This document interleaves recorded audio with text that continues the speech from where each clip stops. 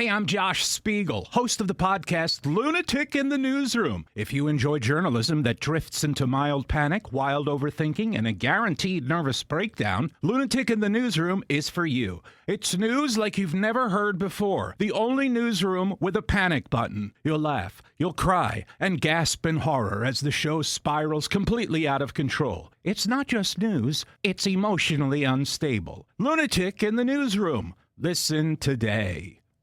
Hi, I'm Alicia. And I'm Stacy. And we make Trashy Divorces, everybody's favorite good podcast about bad relationships. Looking for something true crimey without the gore or the body count? We've been churning out funny, feisty, feminist episodes since 2019. So if you're looking to put some scandalous stories told well into your ears this summer, check out Trashy Divorces, wherever you listen to podcasts. Trust us, we've covered someone you love. Or someone you love to hate. Have you ever wondered what it's like to be a real-life medium? Then this is the podcast for you. In this show, you'll learn how to open your heart to spirit, hear adventures I've experienced as an award-winning psychic medium and teacher. Plus, I'm going to give you some psychic information and insight into what the future holds for our increasingly crazy world. Tune in every Friday and get ready to connect to the other side. I'm Jen, and I'll be your guide starting right now. Hey everybody, welcome back to the Singing Medium podcast. I'm really hoping that the sound is better this time. I apologize for the last time. I couldn't even listen back myself because I'm like, oh, there's a bang on the microphone. Oh, there's a sound on the mic. Mic check, 1, 2, 3. Just kidding, I got it. I did it. We're good. So I'm back in the closet. I'm in my closet recording the podcast where I used to record it. And I got to be honest, I don't have a specific topic for you guys today, but I do really feel strongly that I really want to get this episode out for you. It is Friday. Not that that means anything. For some of you, you're like, it's Friday, woohoo. But I'm like, for me who works from home, I don't even know what day of the week it is. And I'm really actually looking forward to Mercury retrograde being over. I have not booked a trip because I don't want to in Mercury retrograde. I learned my lesson from the last time. So it actually hasn't been that bad. I will say, however, what has been a little crazy, I already talked to you guys about. I told you about my macro dose. So that was basically the biggest thing that happened this eclipse season, or, you know, if you believe in this kind of thing. And so, yeah, I'm trying to figure out what to talk about today. I will tell you one amazing story that happened yesterday with a client. So very cool thing that's been happening lately is I have all new clients. Like the past 2 weeks, pretty much everyone who has come to me for a reading or booked a reading a few months ago and now they got to have it this week or last week has been brand new to me. And I just want to say thank you for the referrals. So I have one woman who has referred me to 3 of her best friends. So I really appreciate your business. I really appreciate you putting the word out there and telling your friends about me. It's awesome to meet new people. And it's also awesome to have people repeat. I love my clients that come back to me. I have quite a few that come back. So, but the new people, wow, just wow. Like Spirit is wowing me. So I have a very cool story I'm going to talk to you. I haven't asked her permission, so I will leave her name out of it. But this week, you guys, I communicated with a 9-week-old embryo in utero. Guys, come on. Like, me just saying that out loud is like, what? Like, I'm the one who did it, and I'm like, what? Okay, so you're probably like, oh, what is she talking about? How is that even possible? So I have in the past I communicated telepathically with a baby who's like 9 months old in utero, ready to be born. And I gave the mother very vital information, such as like allergies the child was going to have and how to prevent all the rashes and all this kind of thing. And so that was very helpful. But when I did a psychic reading, so when the client came on the screen, I was like, okay, so I explained what I do. I explained my spiel. Okay, so the first part of your reading, I'm going to tap into what's going on in your life right now. Then you can ask questions and they have to be specific. And then future stuff will come through at the end. And so as I'm telling her this, the first thing that came in was kids, talk about the kid. And I'm like, what kid? Like, I didn't get a chance to check in and be like, what kid? I didn't get a chance to dig deeper, as I tell my students. And so she goes, oh, yeah, I'm pregnant. I'm like, What? Okay, so that's the... So then we just carried on. I'm like, okay, that's cool. Then I gave her some more information. And then she asked some questions. And then I'm like, you know what? She ran out of questions. I'm like, you know what? Do you want me to tap into your baby? And she's like, you can do that? I'm like, I don't know. Let's try it. Like, I want to communicate with the baby. So I found out that doctors lie. Like, duh. But like, the research that you do, like, say, for example, you want to Google, say you're 12 weeks pregnant. And you Google, what is happening at 12 weeks with my child, with my baby in utero, in my uterus? And, well, duh, where else would it be? You Google it and it tells you, okay, it has fingers. And so when I was telling this woman, I'm like, well, I'm tapping into the baby and it looks like ET, like it basically looks like an alien. But I am seeing like a little pointy finger. And she's like, I don't think they have fingers yet. I'm like, well, let's just check it out because I am seeing a pointy finger. And it's really cute. Like I see one little protrusion coming out of this baby. And it definitely looks like a ET. Like the baby said to me, I look like ET right now. Or the soul of the baby said that. So saying that, like think about that. As soon as you get pregnant, as soon as that egg and the sperm meet together and they... whatever they do, blastocysts, I don't know what they do in there. I mean, I had 4 kids, so I should know this better. There's a soul in this baby. The baby has a soul, guys. So I'm going to talk about loss in a minute. Like loss of a baby in a minute. Because I think it's really important to understand that. Like the baby has a soul. Okay, so anyway, so I Google and we're like, I don't know if this baby has fingers or not. It's only 9 weeks old. I haven't told anybody. So I go in there. And the picture of the baby literally has fingers and toes already. And the head looked like an ET alien, for real. I was like, see? And she's like, oh, I didn't even know it had fingers yet. I'm like, it does. And that was so cool because I saw the fingers first. Like, I was the ultrasound machine. I was able to tap in and see what the baby was doing. And the baby, okay, is the coolest part. Just wait for this, okay? So, anyways, I'm waiting for the baby to tell me more information, for this little fetus to tell me more information.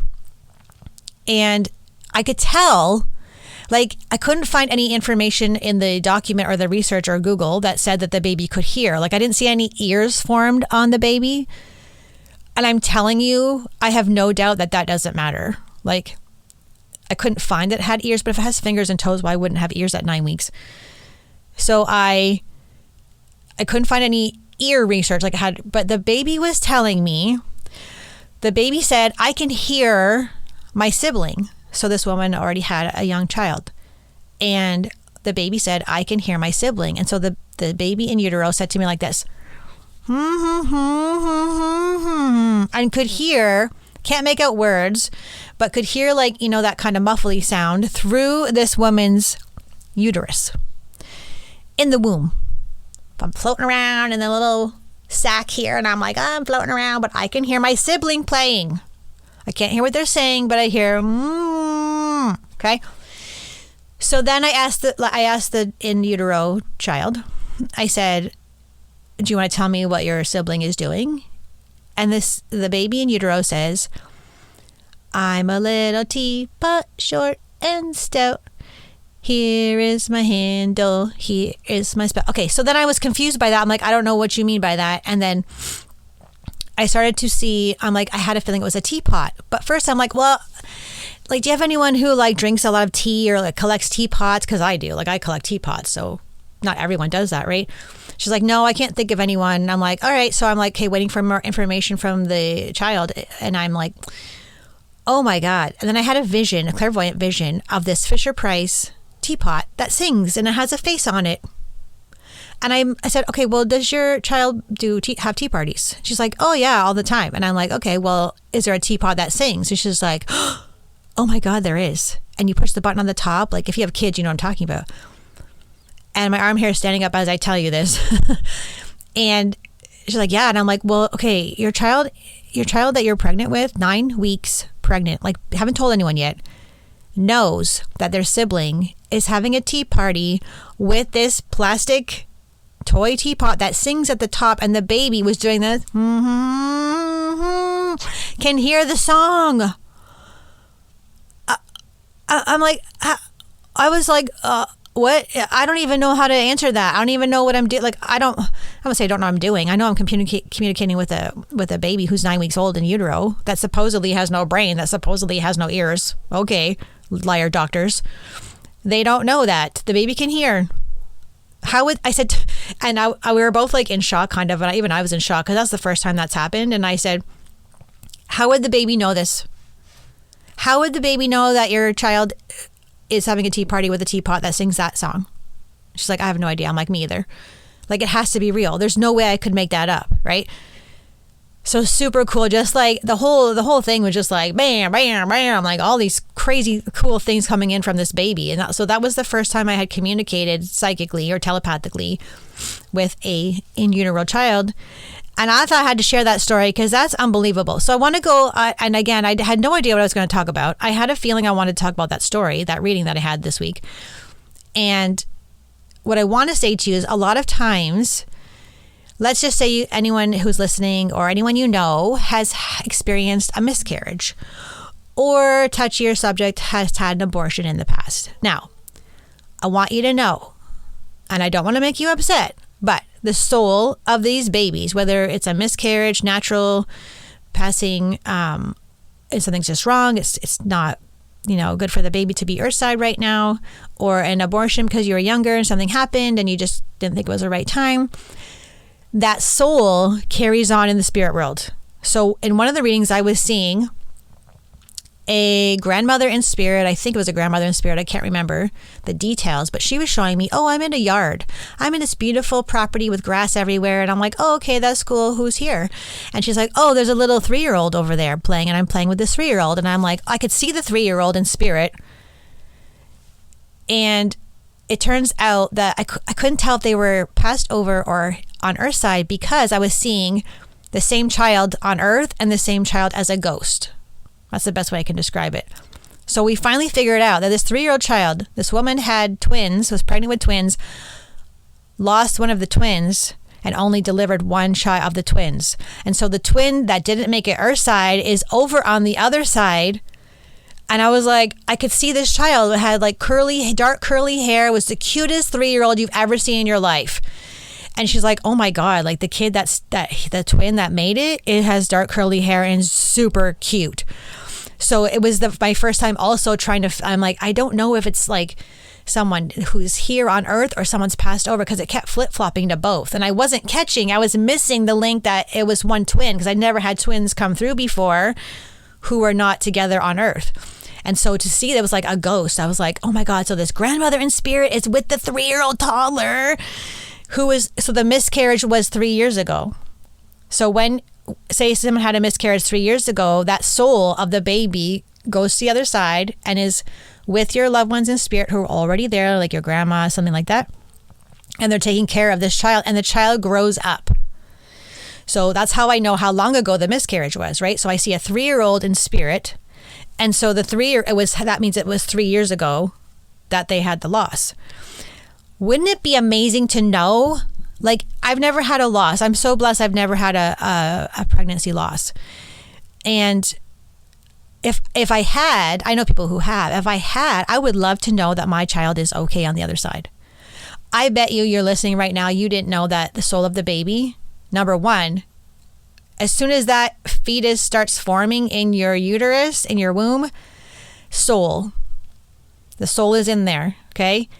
And so that means if there's a miscarriage early on, right, that soul transfers over to the other side and carries on over there. Or, interesting enough, you might want to like to know this, the soul, if I see the soul of a baby just like a light, a circle of like an orby kind of light in the spirit world, that means either the soul of that baby that has been lost is going to reincarnate into the next baby that you may have, or a family member's baby. And the way you'll know this is like the baby that you have later on will have similar qualities to the baby that you might have had. Like, I know it makes sense. Or they'll like act like their father. Like, so reincarnation has a play in this. But in this case, this baby had chosen to stay on the other side with his grandmother and grow up. Okay, so you get to pick. When you get to pick when you're a baby, if you stay and grow up on the other side and do whatever you need to do over there, or you reincarnate back into another baby within the family. So I love this so much. Like there's like so much learning happening and so many new things being revealed to me as a medium, which is part of my my continuing development. And I think it's so important for me to have these new, everything that's been happening this week in my readings is brand new. So I've never experienced twins, one twin on one side and one twin on Earth. I've never had that before. So how would I figure that out, right? So I was glad for the client to help me figure that out. So it's just so beautiful to see all these amazing new things that are coming about in my work. And I'm excited to bring this information to my classes. So I teach multiple classes right now. I teach Psychic Development Level 2. I'm teaching Intensive Mediumship. I'm teaching Foundations of Mediumship. So I have 3 major classes happening right now. And I love that I can bring these teachings or these experiences, these brand new experiences to my students so that they're more prepared in the future when they are on their own and deciding it's time for them to be a professional medium. And then they'll have this knowledge. Oh, I remember when my teacher said this, and they'll already have that. So they won't be scrambling like me being like, what the heck's going on here? Right? I always want them to have the knowledge. I like to save them all the problems that I went through my first few years of being a medium and giving them that information to prepare themselves so they're not, having a hard time and making it easier for them. Because I wish my mentors had taught me way more than they taught me. And not that I'm not grateful for my mentor. She gave me the basics, but everything else on top of that was me, like through experience. That was the only way I learned what was going on in the spirit world, was me doing readings every single day. That's the best experience. So if you're a student medium and you're like, I want to get better, practice. Practice, practice, practice. Get a volunteer. Ask for volunteers, but what's coming to my mind is like, you're afraid to tell people you're a medium. I'm not going to get into that, but that's also part of your process, as you have to get over that. You got to get over that. And I always tell people, it's not a gift if you don't give it to someone. It would be like buying this most beautiful gift, wrapping it in the most beautiful, exquisite wrapping paper with this most beautiful bow, and you put it on your top shelf of your closet. Like I'm in my closet right now. It's pretty messy, but I'm looking on my top shelf, and like if there was a gift up there, I would want to have it, open it. So it's not a gift until you give it to someone. What a waste it would be to keep it on your closet, right? When you're going to make someone so happy, by giving them this gift, right? So like, I know I have days where I'm like, I don't want to do this. Like, I really don't want to do these readings in the morning. I just want to have free time. I want to write my books. I want to travel. I want to go to a cottage, all these things that we all want to do. But then once I get in there and I remember what I'm here to do, like, I am so awesomely lucky to be able to help people in the way that I can. To me, it's a rare gift. I don't know why I'm saying this, but I want to tell you guys, like, there's some psychics out there and mediums out there, as you know, who take advantage. And I feel horrible because they can do it. Like I think someone said they had a reading from a medium, and the medium told them something like, what did they tell them? Oh, that your husband's going to die. I'm like, what are you doing? That medium there should be like a institution, like a organization that oversees all the mediums, psychics, and say, here is your integrity rules. You are not allowed to tell someone that their partner is going to die. Like, can you imagine being told that? And then you have to go every day wondering if your husband's, I already do that every day. Like, Chad's a firefighter. I'm like, are you going to come home? Like, I don't freaking know. Right? And he's starting to understand why I get upset when he doesn't call me when he's late, and but like, that's like, you have to be so careful when, and going back to doing readings with the losses, you have to, if you're a medium and you're picking up babies and kids who have passed over and they're running around you and you have no idea what you're doing, and you say something very hurtful, not maybe on purpose, you're like, you have to have sensitivity. You have to have compassion. And so part of your training as a medium, you have to know how to present your work. You can't just go, okay, so I have a dad here, and then your dad said he has your watch, but then he didn't love your mom. Like, you can't do that. You have to filter it a little bit. With psychic, more there's no filter with me. Like, the other day I felt so bad that it was just coming out my mouth. Like, I was trying to save someone's from being in this horrible, I could see this horrible future for her with a certain person in her life. I said, if you marry this person, you are going to hate your life. And it just came out of my mouth. It was like, maybe 1% of my readings is like that, where I have to, like, I can't stop what I say. Like, part of my job is to prevent things or give people the opportunity. Like, if it's their karma to, go through that, I guess so. But I don't want you to go through a horrible divorce and a horrible not be able to do what you want. Like, you know what I mean? So there is like a give and take with this work as well too. You have to be very sensitive and then know when you can be assertive and tell it like it is. And then there's moments where you have to be very kind and very careful and pause before you give information, right? So if you're the client listening, you know what it's like. I'm sure you have a story where you're like, oh my God, this medium told me one day that I could, like, blah, blah, blah, I might have cancer. Like I've heard these stories before, right? So on both sides, it's just got to be this wonderful instrumental orchestra that has to be not perfect, but it's got to work. It's got to work nicely. So all of that being said, I want to quickly, I just want to quickly share that, if you're a medium, this work is very important. So get training, be trained, be knowledgeable, work with different teachers, see who you mesh with, who you don't mesh with. I always post in my Facebook group, Elevate Her Soul, other classes of people that I respect, that if you're not resonating with something that I'm teaching, I give you options. Like, I've worked with other mentors and other teachers, famous and not famous, right? Like, you gotta go where your soul is pulling you. I highly encourage you, if you have a gift and you're like, well, people think I'm weird, or I don't know if I like, just go try it out. If it's not for you, I'm probably going to say it probably is for you. It would just be something that your mind is telling you that it's not for you, right? That's part of the work too, is getting out of your mind and knowing what your beliefs are, knowing what your plug ups are, and knowing how you're stopping yourself. And you're the only one in your own way. You are standing in your own way. I told my students in one of the classes recently, it's not your chakras that's the problem. They're like, we need a chakra clearing. I'm like, no, you don't. It's not your chakra's problem. It's your mind. Your mind is the problem in this work. And even in life, your mind is the problem. Your mind's like, oh, I can't do that, or I do the same thing. Like, it's been 4 years since I've written my book. And people are like, where's the new book? I'm like, oh, I have writer's block. No, I don't. No, I don't have writer's block. And I think, oh, I need mushrooms so I can unplug my creativity. No, it's me. Like, what if people don't like my book? Which book should I write? I overthink the book. I don't overthink anything else in my life except for this damn book I'm supposed to be writing. And there was like a memory that came up on Facebook the other day. It's like, oh, like, here's my book launch. Woohoo. And I'm like, oh my God, 4 years is a long time to be between books, right? And then there's the mind has an excuse. Well, I don't have time, right? So I'm taking the summer off. So there's going to be no excuses, right? I'm taking the summer off. Don't worry, you can have your reading in September.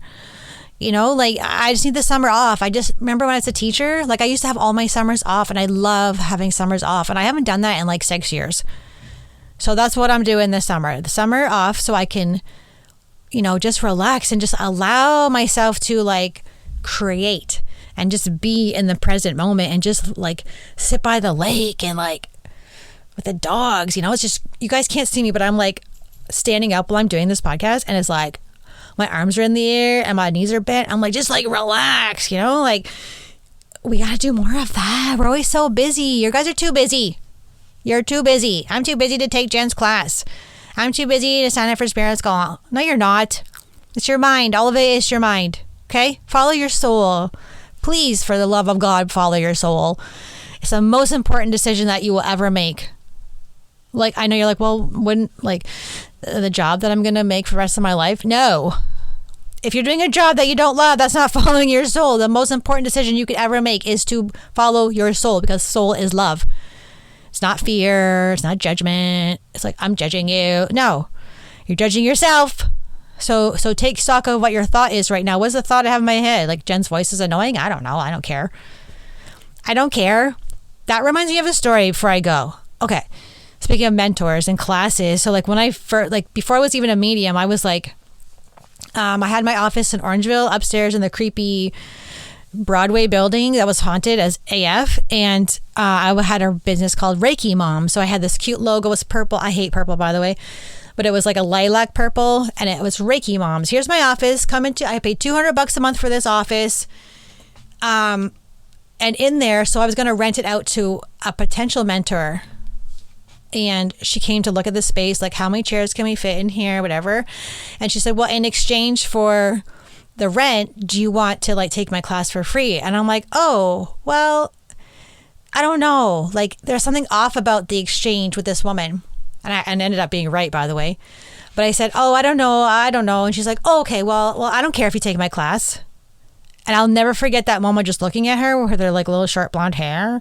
And I'm like, you don't care that I take your class? Like, it was the way she said it. But now, like 7 years later, looking back on that, I'm like, she was probably like, well, whoever's supposed to work with me, right? So at the time, I was so personally attacked and taking it personally. And I'm like, oh my God, she doesn't care if I take her class. And there was other things going behind the scenes that were factoring into this woman, but like, it's fine. And now I realize what she kind of was getting at. I was like, I don't care if you take my class. I said, I don't care about you. I care about you. I love you. But if you're not going to take my class, what am I going to do about it? I can't make you. I don't want to make you take my class. I don't want you coming into my class and being like, oh God, I got to go at 7 o'clock again. I got to take Jen's class. I'm so tired. Like, I don't want that. I want Spirit to pluck you out of the sea and be like, here, go follow Jen Abra, Elevate Daughters on Instagram. And you don't know why you're following me. You know, like that's how it works with my classes. And I don't know how it works with other people's classes, but I'll never chase you down. I won't chase you down and say, you want to take my class? I don't mind if you don't take my class. I'm not going to be mad at you, right? So these are the kind of things that we learn along the way as being mediums, being humans. This is what we're learning, right? You know, so it's really important that you I'm not saying you have to do the work. Doing the work on yourself will happen naturally. Except, okay, here's what just popped into my head. There are people out there, and this happened this week, that do have no idea what's going on in the world because they don't want to know. That's their reason. I don't want to know.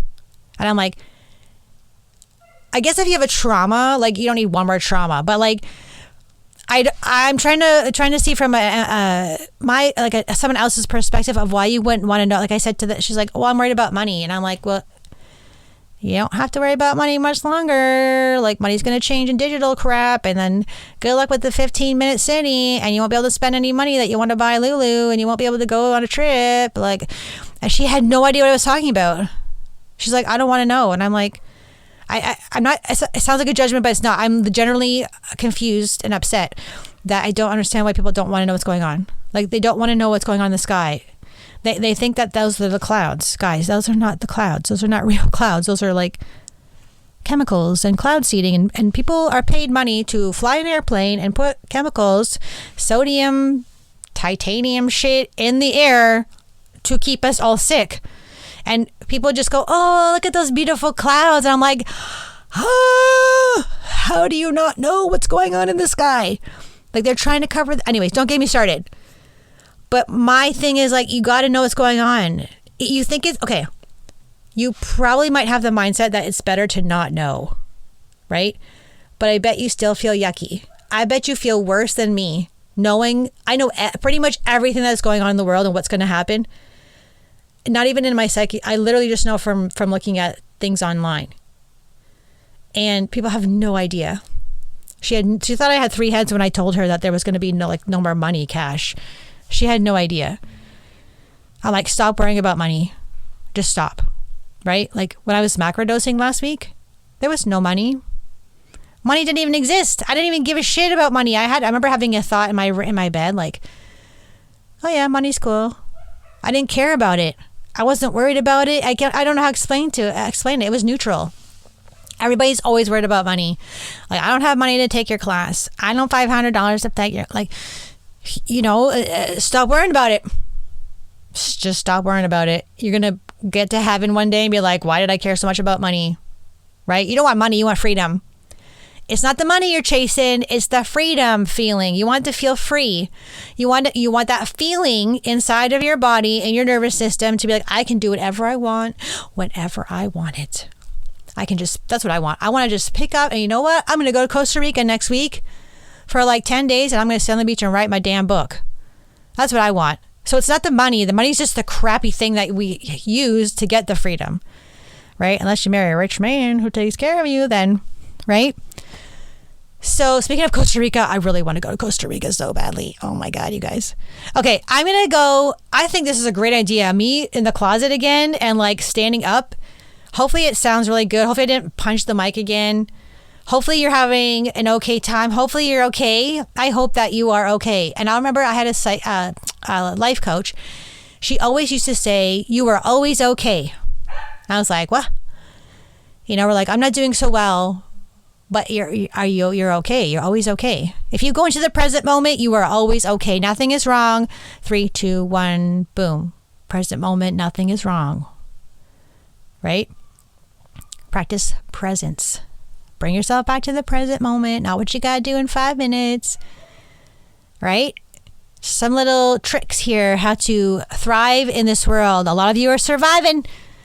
There's a podcast episode. Go way back in the podcast and be like, oh, there's are you surviving or thriving episode? Go listen to that one. In fact, go listen to all of them. Thank you so much for binging my podcast, you guys. I keep getting DMs. I binged your podcast. I'm like, you guys are awesome. I always forget to tell you, go and rate and review the podcast. Because I think that helps with the algorithm. Like, it's actually doing better. I think I'm maybe like 5,000 downloads. I don't know. Maybe, I don't even know. I don't care. But like, get it up there. If you get it up there, more people can hear my crazy stories. Isn't that what we want? We want people to feel better and to have knowledge. Empower yourself. Find out what's going on with the digital ID. Find out what is going on in your world with the borders in the U.S. and like, holy moly. I know it's overwhelming, but I'm telling you, it's better to know the truth. It is always better to know the truth. Okay? I'm going to leave you with that lovely tidbit, and I'll see you guys all next time on the Singing Medium podcast.